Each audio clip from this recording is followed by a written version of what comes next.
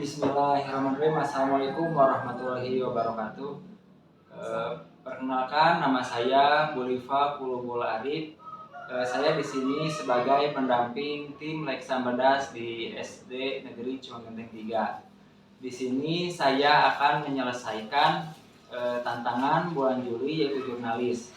Di sini saya akan mewawancarai Ibu Kepala Sekolah SD Negeri Cimanggenteng 3. Pertama-tama Ibu, saya ucapkan terima kasih atas waktunya karena telah meluangkan waktu untuk berbicara dengan saya pada hari ini. Saya izin mewawancarai Ibu. Topik yang saya akan bicarakan pada hari ini ialah tentang kekerasan seksual di lingkungan sekolah.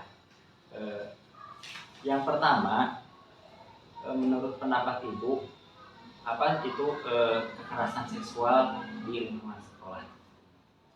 Terima kasih Pak Arif atas waktunya.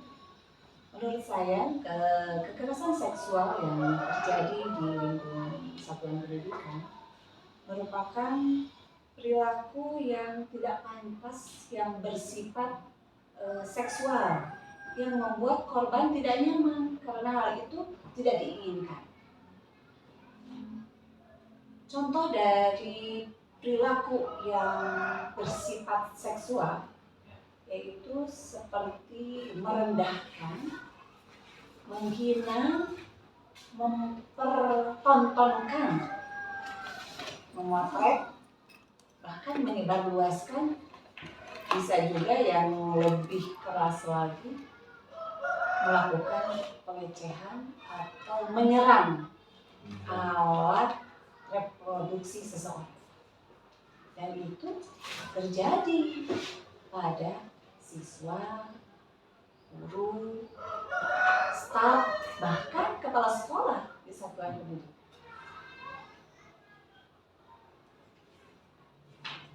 Pertanyaan kedua yaitu apa dampak kekerasan seksual terhadap korban?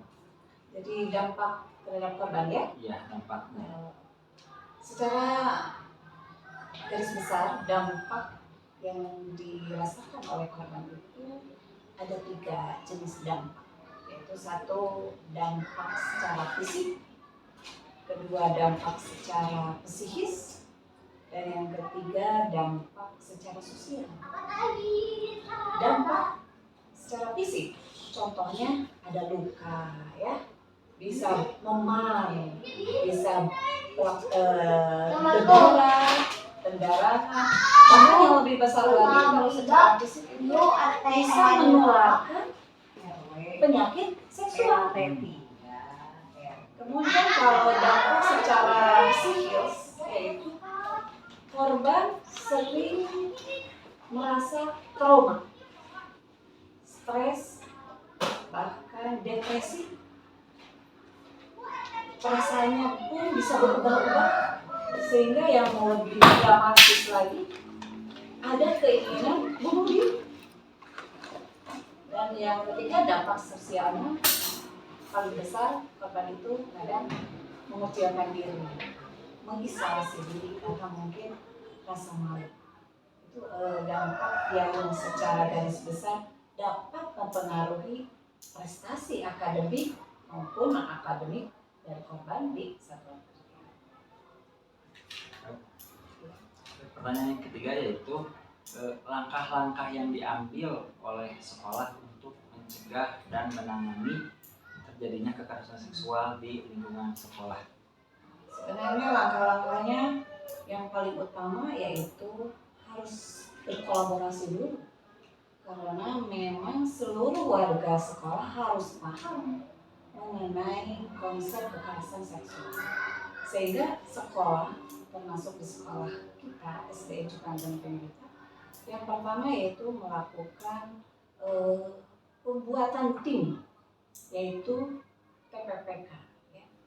Tim kita itu dibuat untuk salah satu langkah mencegah kekerasan seksual di sekolah kita.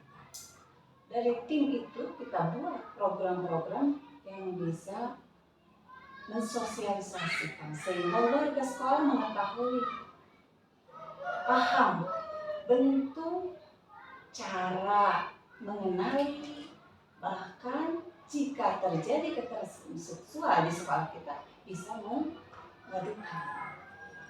Itu salah satu langkah di sekolah. Yang kedua, melakukan sosialisasi kepada peserta didik. Sosialisasi apa saja? Yaitu satu, pendidikan seksual. Peserta didik harus tahu pendidikan seksual disesuaikan dengan usianya. Kemudian yang kedua, sosialisasi atau seminar terhadap orang tua. Bukan hanya peserta didik yang harus kita berikan pengetahuan, tapi orang tua pun harus mengetahui agar terjadi sinkronisasi pengetahuan siswa dengan orang tua. Itu melalui seminar. Kemudian kita pun harus memiliki kerjasama dengan pihak yang berwenang yang terlibat. Satu, yaitu pihak konseling ya, agar dapat memberikan pelayanan bagi korban. Dan satu lagi pihak yang berwenang, yaitu pihak yang berkaitan dengan hukum untuk memberikan tindakan kepada si pelaku. Dan yang jangan lupa, kita pun sebagai sekolah harus memfasilitasi layanan atau laman untuk pengaduan yang bersifat aman dan terpercaya sehingga kerahasiaannya terjaga. Itu. Terima kasih Ibu tentang kekerasan seksual yang terjadi di lingkungan sekolah. Mungkin itu wawancara pada hari ini. Terima kasih Ibu. Ya, sama-sama. Salam literasi. Mari Bu. Ya.